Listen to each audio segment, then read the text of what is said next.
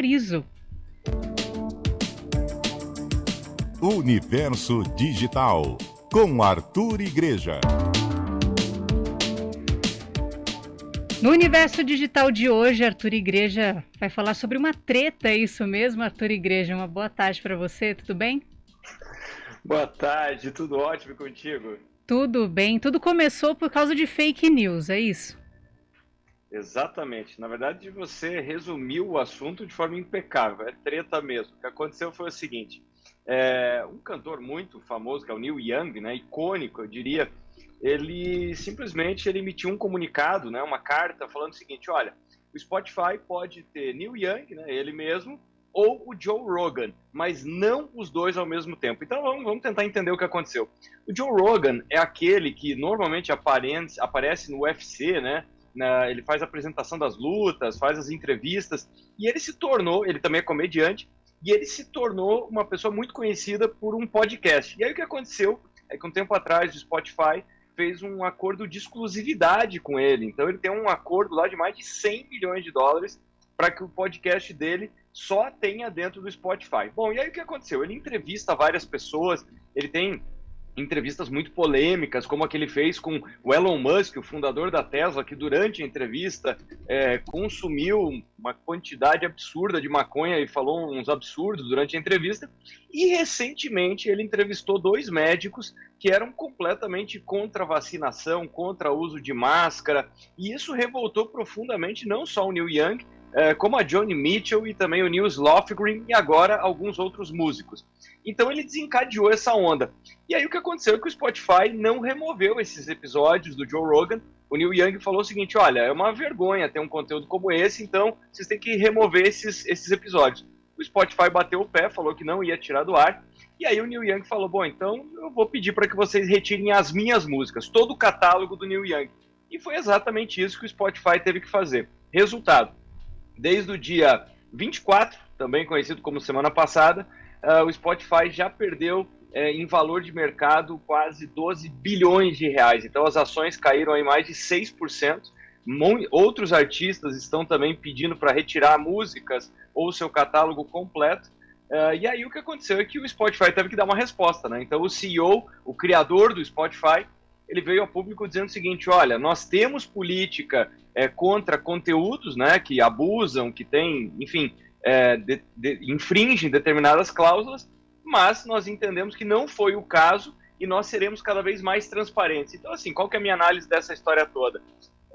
Chegou na época, chegou no terreno aí dos podcasts, aquela discussão que já aconteceu com o Twitter, que já aconteceu com outras redes sociais. Então, a briga está bem aquecida. E você acha que o Spotify pode acabar mudando de ideia, Arthur, igual as outras redes sociais fizeram, né? Hoje em dia a gente tem diretrizes lá no Instagram contra as fake news, também no Facebook. Sempre que alguém publica alguma coisa com a palavra Covid-19, por exemplo, ou vacina, aparece lá uma janelinha, né? Clique aqui para saber mais sobre a Covid-19. É uma questão de responsabilidade social que eles têm agora e que poderia ser adotada pelo Spotify também futuramente, caso eles mudem de ideia. Você acredita que eles vão mudar?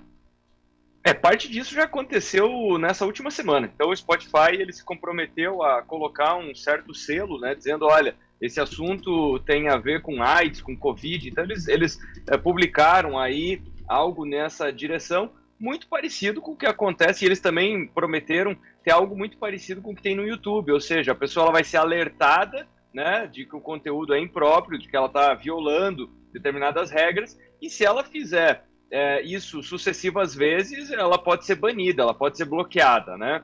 Então, o Spotify disse que ele conta com profissionais que fazem a checagem de conteúdo, que eles já removeram inúmeros episódios de podcasts que enfim, infringiam essas regras, e eles falaram que o principal problema é que internamente essas regras são muito claras, mas eles nunca tinham comunicado isso por falta de necessidade, ou seja, sinceramente a história não cola muito, tá? Então eu acho que eles estão respondendo, eles estão fazendo uma espécie de colagem aí do que nós temos em Twitter, YouTube e, como você falou, também no Instagram. Então a empresa está tentando reagir, mas a sinalização do mercado é muito clara, né? O mercado quer saber o que a empresa vai fazer, e aí o que acontece historicamente, o que já aconteceu historicamente, é que as empresas de tecnologia, elas tentam se esquivar dessa história toda, entendeu? Então, normalmente, elas só respondem esse tipo de coisa quando surge uma polêmica, quando tem uma pressão popular.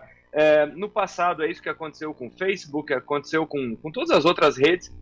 Elas falam no começo que simplesmente elas não têm responsabilidade alguma com aquele conteúdo, o que não me parece que é exatamente isso, porque, enfim, elas têm uma influência e um alcance monumental, né? Então, eu não acho que elas simplesmente fiquem isentas, né?